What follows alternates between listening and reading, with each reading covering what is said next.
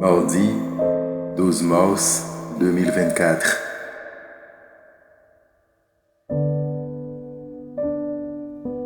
Méditons chaque jour la parole de Dieu à travers ses évangiles.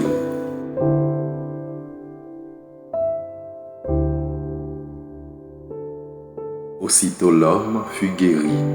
Jean, chapitre 5, versets 1 à 16.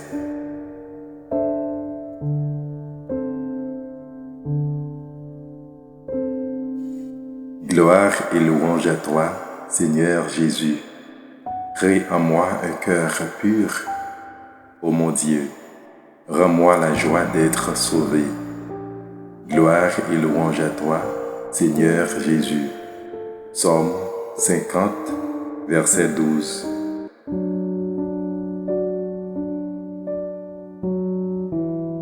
La bonne nouvelle de Jésus-Christ selon Saint Jean.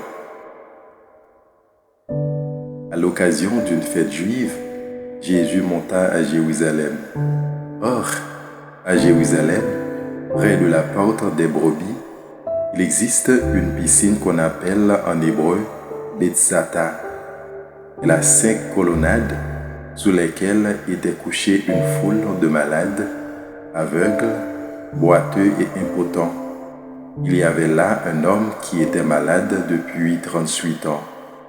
Jésus, le voyant couché là, et apprenant qu'il était dans cet état depuis longtemps, lui dit : « Veux-tu être guéri ? » Le malade lui répondit : « Seigneur, je n'ai personne pour me plonger dans la piscine au moment où l'eau bouillonne. Et pendant que j'y vais, un autre descend avant moi. » Jésus lui dit : « Lève-toi, prends ton brancard et marche. » Et aussitôt l'homme fut guéri.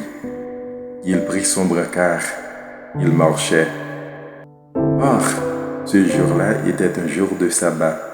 Les Juifs dirent donc à cet homme que Jésus avait remis sur pied : « C'est le sabbat, il ne t'est pas permis de porter ton brancard. » Il leur répliqua : « Celui qui m'a guéri, c'est lui qui m'a dit : prends ton brancard et marche. » Ils l'interrogèrent : « Quel est l'homme qui t'a dit : prends ton brancard et marche ?»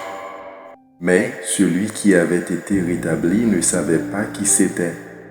En effet, Jésus s'était éloigné, car il y avait foule à cet endroit.